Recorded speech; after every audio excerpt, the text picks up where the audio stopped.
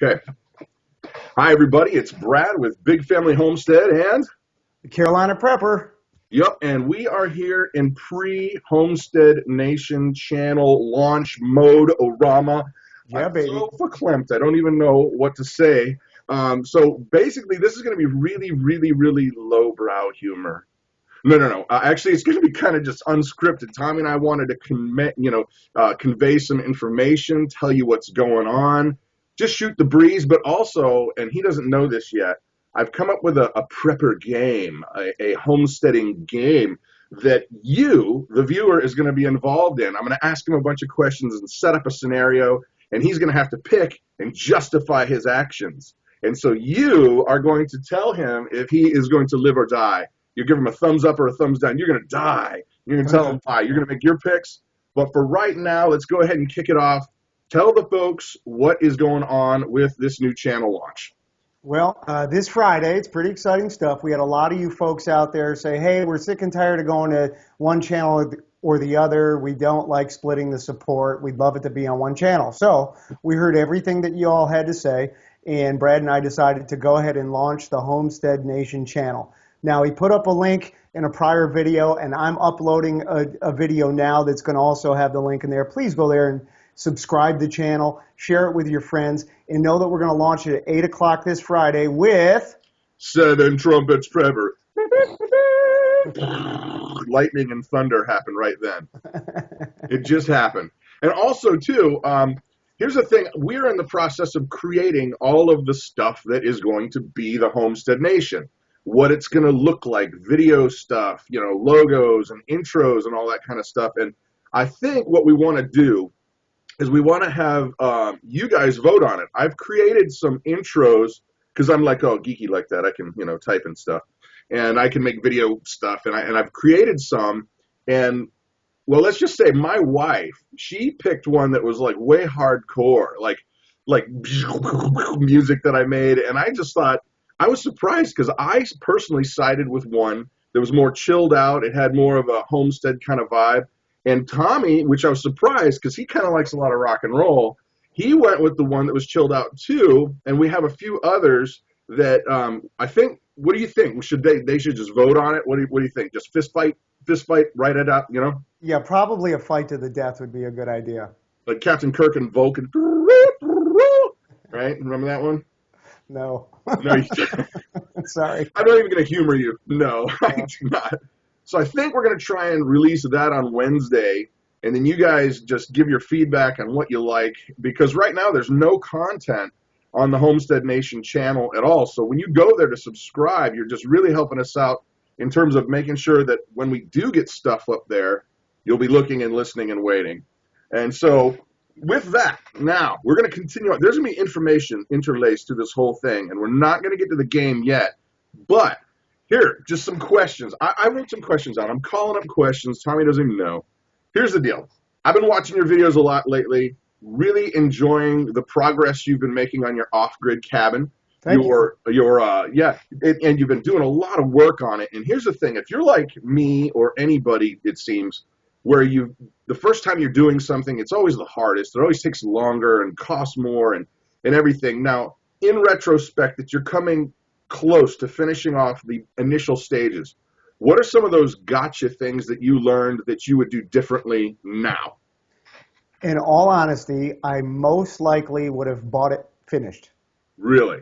Yeah, well, I mean, I don't even know if I saved any money in the long run doing it myself. I was able to make a couple of things that I couldn't have probably bought pre-finished. But it's taken so much time and so much energy with all the drive time back and forth, taking off time from work. In the long run, it probably would have been less expensive to go in and say, this is what I want, pay the money, and be done with it. But I wouldn't have gained the experience. I wouldn't have been able to create the content, and I wouldn't have gotten in that self-sufficiency mode. So there's that, blessing and a curse there. I'm really glad that I had the experience, but man, it's truly been a lot because I really know nothing, which is all the more reason to learn how to do it, right? But I really don't know how to do anything. So you're right. It's taken a lot more time, a lot more effort, and a lot more money than I initially planned on. So, the other thing that I might have wanted to do differently is I might have wanted to go ahead and go the caravan route, the camper route, at least initially. Because for the longest time, I didn't have anywhere to stay when I went down there. So I was only, working 2-3 hours at a time, where if I had a place to rest my head, I probably would have been able to get more done up front. That's an excellent point that has honestly never even crossed my mind. I mean, how much do you think more it would be to get, something older, but a working, maybe a fifth wheel or a pull behind camper or something like that? I mean, how much more do you think it would cost? I mean, but then you've got a working toilet. You've generally got electricity. Yep. In most cases, you got running water and a TV. That sounds like a pretty good deal. Yeah, no, I was really torn. I actually made offers on a lot of campers that I saw it was November 2013, because I bought my cabin, or I ordered it in December 2013. So I put in a lot of offers. It was the right time of year, but I just missed some of the good deals that were coming out late October, beginning of November, and I just missed them, and all the good ones seemed to be gone. All that stuff would have been done for me, you're right, and truthfully, I could have picked up a pretty decent used camper for somewhere between $3,000 and $5,000. Of course, I could have spent a lot more, but $3,000 and $5,000 would have been good enough for what I needed it for, and it would have had all that stuff done for me. So, yeah, you're only talking, see, because here's the thing. It's funny that we're even talking about this. This was not pre-planned, guys, in all honesty. My house is far too small for the 9 people that live in it. And so when we moved in it, we literally had to take the garage and we converted it into a bedroom so that it could be a 4-bedroom. Now, envision that, right? Now, some people are used to that, but, 4 bedrooms, 9 people. Bam. So we have, we moved from a much larger house. I used to make more money, that sort of thing, and we've downsized and yada, yada, yippee, skippy. But so we had to buy a shed just to make it work when we moved in here. So I got a 14 by 16 foot shed, completely made, pre-done, just like you're talking about. It was only $3,000 delivered. Wow. Now, with lofts and the whole thing. So, but now we're facing a new issue because my wife homeschools.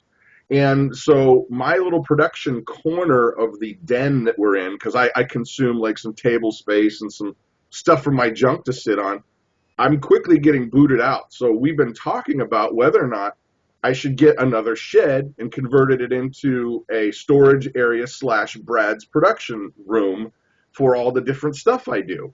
Mm-hmm. Whether it's music or video or YouTube or whatever. And but that is an interesting thing because we've been struggling with, do we just go ahead and build it from scratch? If we build it from scratch, it'll probably cost us about $900.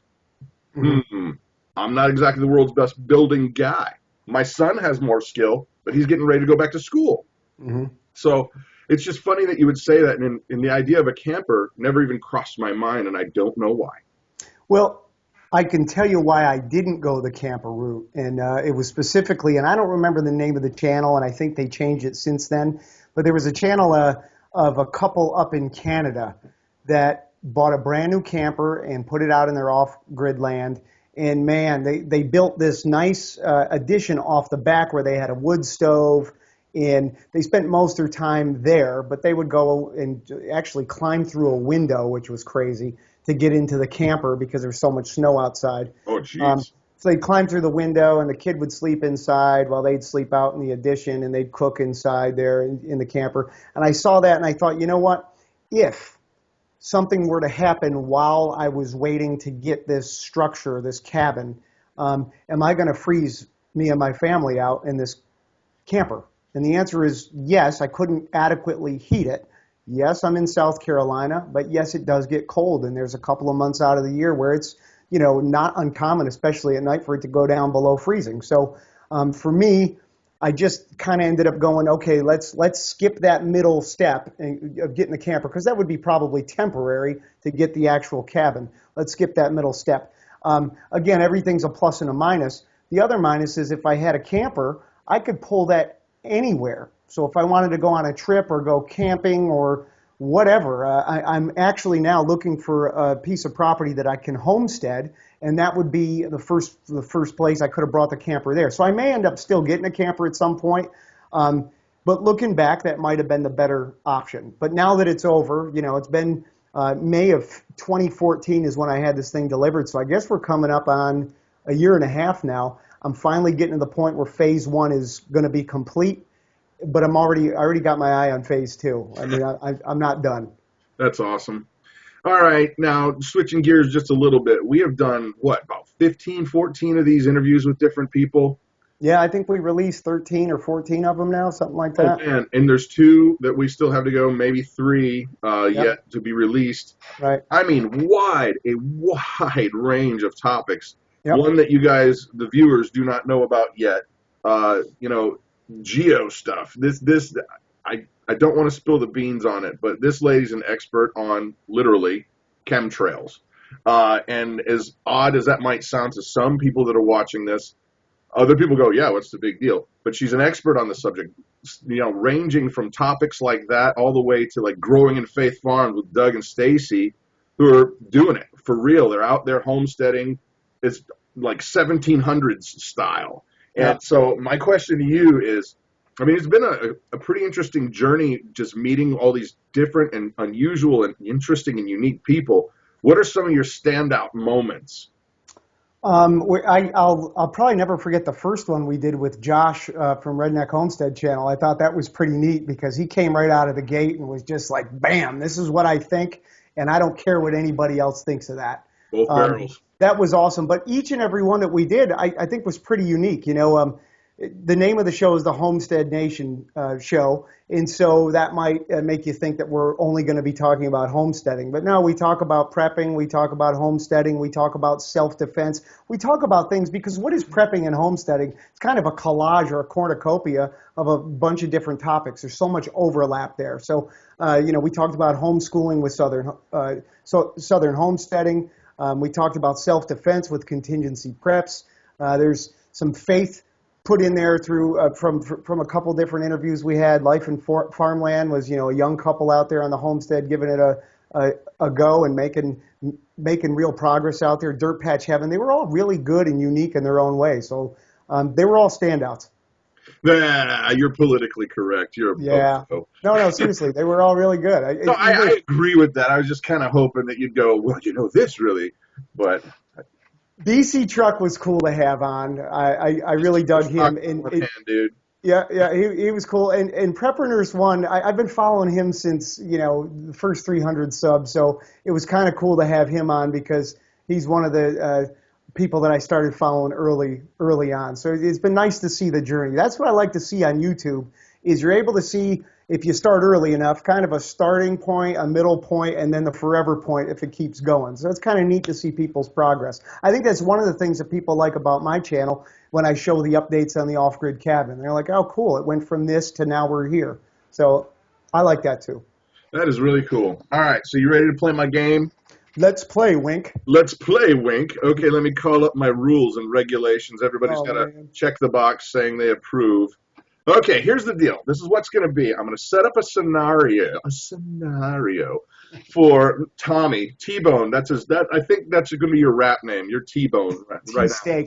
T-Bone Prepper. So I'm going to set up a scenario, and he is going to have to pick one of the choices I'm going to give him. There's going to be a few questions. Purple. 3. And he's going to have to pick one and justify verbally why he picked that one. And now you, the viewer, are going to chime in, and I want to see some blood on the floor. I want you just to destroy us. If I'm wrong, you just destroy me and be like, you're a Dorcas, blah, blah, blah, and here's why. Okay, so here's how it's going to go. You're going to leave comments. It's going to be awesome. The scenario is this. There has been a financial collapse about 2 weeks ago. The stores are starting to run low on everything. It's hard to get anything. I mean, if you've been around a natural disaster, hurricane or anything like stuff, it just goes in days. But now we're talking a week, 2 weeks, right? Now, the military's been deployed in several locations around the country, all the hot spots, big cities. They're trying to keep it down. Rioting is everywhere. Gangs are starting to form, okay? This is your scenario. You are in your home. Okay? Here's the first question. You have to pick one and justify what your pick is, all right? All right. Okay. You can either have enough clean water for your family for 1 year, but only 3 months of food, or a year worth of food and only a year. Sorry, switch it around. What I meant. Yeah. So you can either have enough clean water for your family for a year with only 3 months of food, or 3 months of clean water and a year of food. I'd take the water, the 1 year of water. Why? Because I can only live 3 days without water, and I can live 3 weeks without food, give or take. So I'd take the 1 year of clean water in hope that some order is restored within the 3 months. And if not, I'm able to grow a garden. I'm able to hunt for some food. I might be able to barter for some other food. So I Okay. choose the water over the food. Okay. Now that was good. He didn't know this was coming, so you're gonna have to give me more. Next question. Here we go. Ready? Okay. Same scenario. Would you rather have 1 pound of silver rounds, 1 ounce silver rounds, or would you rather have a quarter-pound block of gold? I'd rather have a quarter-pound block of gold. Why? Wait. Let's back up for a second. Are we still in the same collapse zone here? Same. The scenario's gonna be the same for all these questions. I'd take the silver. Easy, because I can easily pay that out in 1 ounce coins as opposed to a block of gold. I don't know how I'm going to divide that up. Yep. I mean, I guess you could whittle it or maybe melt it down and try to. I suppose, but I'm going to take the silver. Okay. Now, you YouTubers, destroy him. No, I'm just kidding. I think you made the right choice too, to be honest. How about the water? How about the first question? I want to know your take. What I would do with the water, my situation I think would be just a little bit different because I have a large rain catchment system here on my house. I've got an 800-gallon system that can easily convert over to nearly a 1,200-gallon system. Now, true, I'm just kind of crossing fingers if the rain comes. If not, but even still, I mean, you can exist on a gallon of water a day. That's 800 days, right? Just right there. All right. So I don't know. I might go for the food just because there are more mouths to feed in my house. Okay, and that's fair. And I guess to qualify a little more about my answer, we just reached stage 1 water restrictions here, so we haven't seen much rain in quite a while. Everything's dry and burnt up, so that definitely weighs heavily on my decision there. Well, you got a pond at your Yeah, but I'm not at my pond. I'm at my house. You That's said true. that. Yeah, I'm just following your rules, Wayne. Dude, you'd be a great Dungeons and Dragons player. Please don't say that ever again. Please don't say that. Okay. All right. So here's the next one. I got a few more. Okay. Would you rather have 100 gallons of gas in a 5,000 watt generator that works, or 1,000 watts of solar power with 4 battery bank? B, I'd rather have the solar. And the reason being is probably a couple of fold, but the first and foremost is the solar is going to be quiet, and I'm not going to draw attention to myself as long as I can put the panels in a place that you're not going to be able to spot them. And number 2, it's renewable. So I'll never run out of power as long as the sun's shining. There you go. All right. Now, this one may be a little outside of your comfort zone because from what I understand, you don't do animals yet. So you're going to be guessing. But here you go. Would you rather have 10 laying chickens and a rooster, or 10 breeding rabbits, or a milk goat who's not yet in milk and a billy goat to go along with it? One of those 3. That's a question that I definitely don't have. I would pick the chickens, and the only reason why I say that is because I'd be able to get eggs indefinitely, and I'd be able to have some meat birds there as well, I guess. I don't really even know. Well, I may chime in. It depends. Please do. I would say that it depends on your situation, because I have a daughter who has cerebral palsy. She actually eats through a feeding tube. She doesn't eat with her mouth at all. She can't. She will aspirate her food, and she will get pneumonia and die. So for me, milk is absolutely important. Raw goat's milk will keep her alive and healthy, period. So the idea that you could have a milk goat and a mate to make more For me, that's huge. For you, honestly, it just depends. I think chickens would be better because not only do you got the rooster, you can raise little chicks, then you've got meat, you've also got eggs. That's big. Now, a lot of people might disagree with me because rabbits, they absolutely trump any other animal in terms of output, protein output. You have to give them very little and you get lots out. So for that question, it was kind of a trick question. It really depends on your situation. For me, I'd go with the goats. Okay, and that's fair. For me, I've never eaten rabbit, and I guess I'm just more comfortable with the idea of eating chicken and eating Chickens are eggs. delicious. Yeah. All right, last question, and then we're going to move on. Now, this one I think is the most important question of the evening. You have with you at your home a working CD player with an entire music catalog of one of these bands. You have to pick which one you're going to be stuck with potentially the collapse. The zombies are coming. This is it. This is all the music you've got. The Beatles, the Foo Fighters, Johnny Cash, or P. Diddy. Beatles. Me too. Hands down, the Beatles. Oh, yeah. And they're so emotionally tied to so many moments in your life, you know? Yeah, even though I'm 40 years old this year, like coming up on 41 in a hurry, but I'm the seventh of 8 children, so I have a lot of older siblings, and I was just raised on the Beatles. I remember hearing them from as long as my earliest memories were of the Beatles, and to this day I still love the Beatles, and I still play some Beatles music in our band, so it's Any fun. favorites? Probably the White Album was one of my favorites. Did you know this? Like, this is so amazing to me. I love the Beatles as well. That Sgt. Pepper's Lonely Hearts Club Band was recorded on 4 tracks. Amazing. They kept having they'd fill up 3, and then they'd bounce it over to 1. Yeah. And they'd fill up 3, and then they'd bounce it over. So every time they were making decisions that were going to dramatically affect the record. Yeah. And that, to me, is just amazing. It blows me away. Those guys were so talented.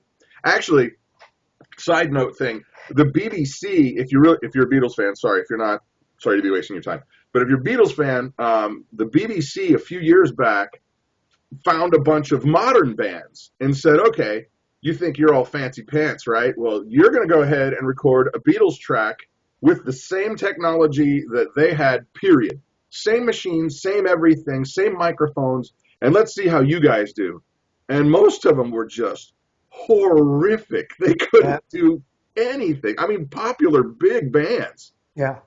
But you know, one that did actually surprise me was who's that guy? Everything I do, I do for you. Cuts like a knife. Bryan Adams. Yes, he was killer. I could not believe it. I was like cheering for him to fail. It was really sad. And then he just killed it. It was so good. Anyway, sorry, rabbit trail. No pun intended. So, all right, dude. What else we got going on? What do you want to chat about? Well, I'm seeing a lot of stuff out there still about this Jade Helm 15. I'm seeing a lot about the end of the world coming in September. Financial collapse. Yes. Planet Nibiru. There's so many things pointing to this September. I heard September 13th, 17th, and 23rd. My preparedness mind gets all sucked into that, and I start thinking, oh my gosh, I got to double down. And honestly, that's subconsciously what's been driving me to try to get as much done as I possibly can with my preps, with my off-grid cabin, that sort of thing. But we've been down this road before, right? I mean, last year it was something. The year before that it was something else. There's a Mayan calendar.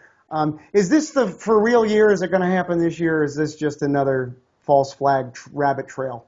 Me, I'm going with, I don't think it's going to happen soon. I would say by soon, my definition of soon would be not this year. And the reason why I'm guessing that, I mean, I can be completely all wet, and you guys can destroy me in comments. That's fine. Say what you want. But it doesn't seem like we've gotten far enough down the hole. And by that, what I mean is there have not been open attempts to take guns. There's been legislation, I mean, no doubt there. We are like the frog in the pot that the water's heating up. No doubt there. I'm not disagreeing with that in any way.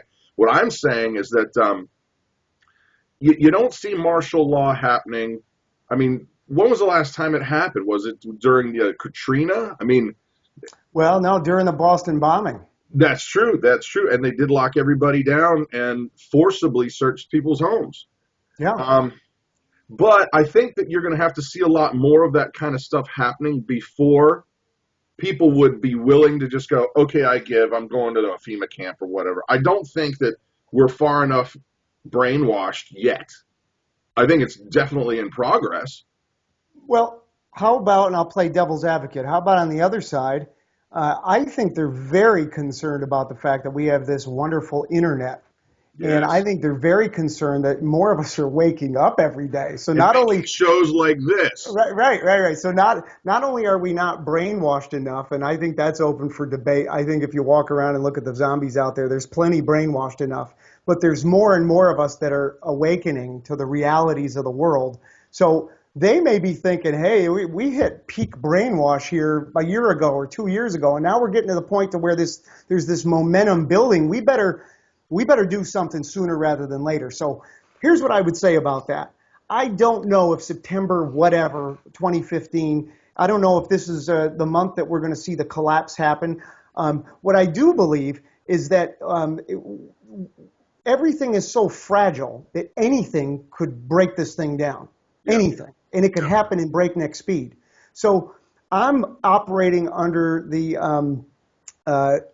what I think is the reality that it could happen in September. It could happen tomorrow. It could happen 3 weeks from now.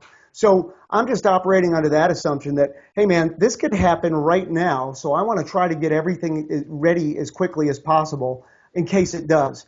Will it happen? I doubt it. But what if? Well, and here's something as you were talking that I was just thinking about, because I work in a church and I've been, a believer most of my life. And for those who are not of that vein, I'm not going to get preachy. Don't worry. Don't freak out. But one thing that I've been noticing over the years, and it seems to have ramped up, it was like this, and now it's kind of taken a big turn, is that the people who are actually interested in their faith, what is happening is that people that really want to know, they're intensifying. And the people that don't want to know are just they're kind of fading away. And I think it's kind of the same thing as what's happening in the homesteading, the self-reliant, the prepping movement. The people that are really serious about it are getting more serious. And they're being made aware this is a serious situation we're in. And I think like in the church, what you've got is you've got the believers that are really, really trying are getting much more about it. And the people that aren't are just kind of going, it's really a nice club to be here. I'm glad you guys have childcare. Let's go to lunch. Drop kid off and, yeah. They're not learning anything anyway. What do I care? Hey, I want to switch gears and ask you a question for a second here. Yeah. We've seen quite a few scenarios happen around the country here the last several weeks. We had the Charleston shootings. We had the Chattanooga shootings. I think there was something else that happened down in Florida. I can't keep up. And then today I heard something about bombs going off at or near some church somewhere. I think there were 2, at least that was the early reports. What do you make of this stuff? Because we hear an awful lot out there. Everything's a false flag. And heck, we could even, if you wanted to, we could even go back to 9/11 and the Boston bombing and Sandy Hook and all that stuff. But if you had to lump it all into one, all the things that I just mentioned and some that come to mind that maybe I didn't mention, do you think this is CIA false flag stuff, or do you think this is really stuff that just happens with crazy lunatics out there doing their thing? Well, I don't think there's a simple answer to that. I think that, like I was saying before with the church people, the polarization is happening. And I think the internet is actually accelerating that, because if you're crazy, you can find other crazy people that are just as crazy as you, and you've got a nice little clique of 30 crazy people that want to do something insane. Where without the internet, you may never have found that and may never have gone through with that. But with the same idea at hand, does our government run bad programs? I certainly believe it. And we've certainly seen it in history. I mean, it's not debatable that we have started wars that we did not need to get involved in. We've funded people who do bad things and then turn around and kill us. We've done all kinds of naughty stuff. And so for me, the idea that that is possible is absolutely possible. But I do not also discount the idea that the power of the internet is amazing in that you can find anybody and become a crazy person. I mean, they say that, what is it, ISIS and Al Qaeda and all these, the internet and, Twitter and all this, this is their prime recruiting location. Well, you just brought it up. What do you make of ISIS? And let me set the stage here. We had Al Qaeda for, 12 years, and they were the boogeyman. I mean, we were supposed to be afraid of Al Qaeda, and certainly the majority of the country was very afraid of Al Qaeda, El Qaeda. And then I think, at least this is my thought, I think people started to get ho-hum with Al Qaeda. We weren't quite afraid with them anymore, afraid of them. So enter ISIS or ISIL or whatever you want to call them. What do you make of that? Because I hear a lot of Americans out there saying, I'm going to grab my gun and, I'm going to go after the towel heads and we're declaring open war. I think there was a militia in Georgia that actually declared war on ISIS. Yeah. So what do you make of that? Are they real? If they are real, did they come about through an Arab Spring or through a radicalized Muslim faith, or are they run by the CIA?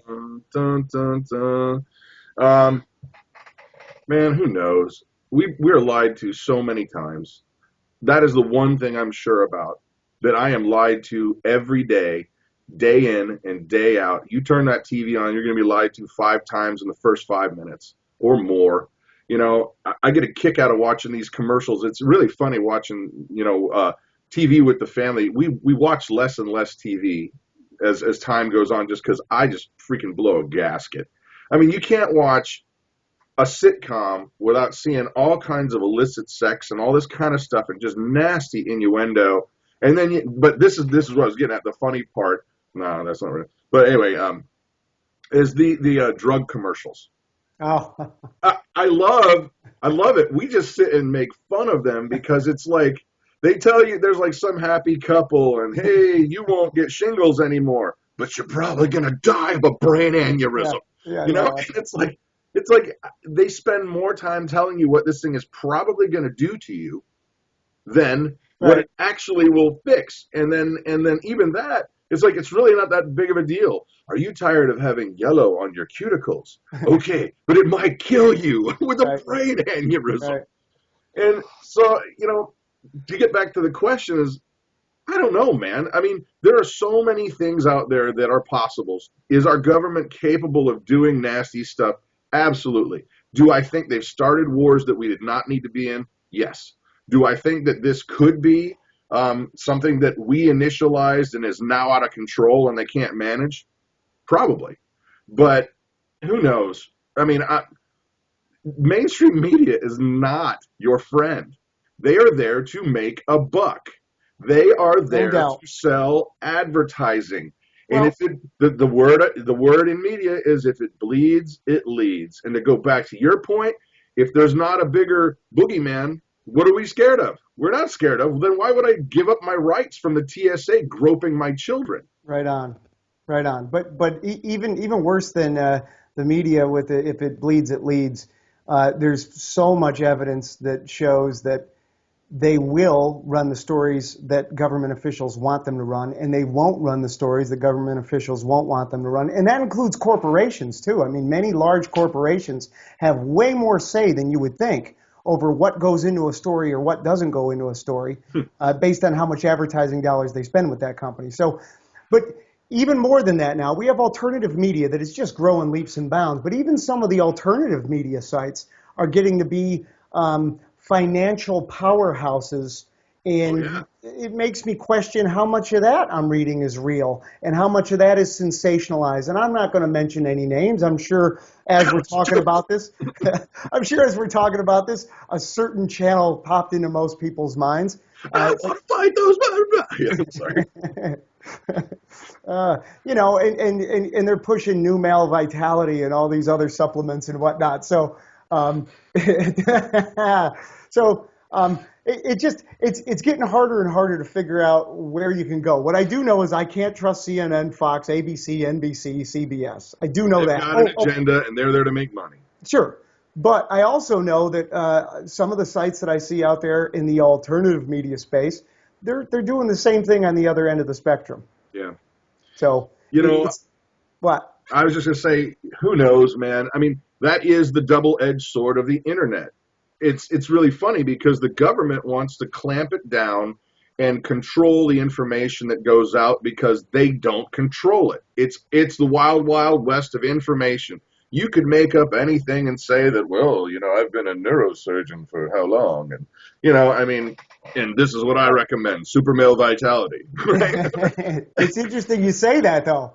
More and more, there's reports coming out where they are censoring what's on social media. But those are companies that are working with the government.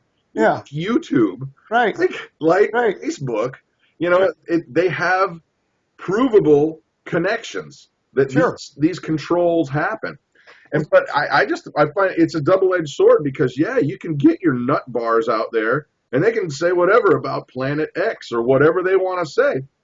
Well, at least I don't have to listen to it if I don't want to. I don't have to go there. But if I only have one opportunity and it's the information that the government has said is approved information, well, I think that's worse. I think that's far worse.